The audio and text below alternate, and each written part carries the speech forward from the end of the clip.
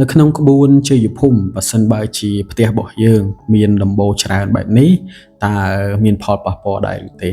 ជំរាបសួរបងប្អូនអរគ្នាខ្ញុំបាទលោកគ្រូ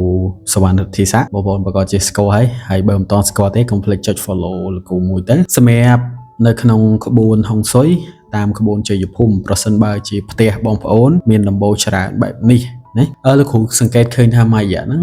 មានការសាងសង់ផ្ទះវិឡាបែបនេះមានច្រើនជាពិសេសបងប្អូននៅតាមបណ្ដាខេត្តណាអញ្ចឹងបើសិនជាផ្ទះមានដំបូលច្រើនបែបនេះនៅក្នុងវិជាជ័យភូមិបងប្អូនចូលរស់នៅចាប់ពី3ឆ្នាំទៅ6ឆ្នាំនឹងឲ្យផលខ្លាំងសម្រាប់សមាជិកដែលរស់នៅក្នុងផ្ទះហ្នឹងគាត់មិនសូវជាចុះសម្រុងគ្នាទេដោយសារមានការខ្វែងគំនិតមានការបតាំងបថៈឬក៏ហៅថាមើលពីឃាតគ្នាមានន័យថានៅក្នុងផ្ទះហ្នឹងគឺគំនិតច្រើនអញ្ចឹងវាអត់រួមគ្នាជាធ្លុងមួយងាយនឹងបែកបាក់សាមគ្គីខ្លាំងមែនតើសម្រាប់អ្នកដែលគាត់រស់នៅផ្ទះដែលមានដំបូលច្រើនបែបនេះហើយផ្ទះនេះដំបូលស្រួយៗនេះជាធាតុភ្លើងអញ្ចឹងបើសិនបងប្អូនទាំងអស់គ្នាដែលអត់ត្រូវធាតុភ្លើងទេ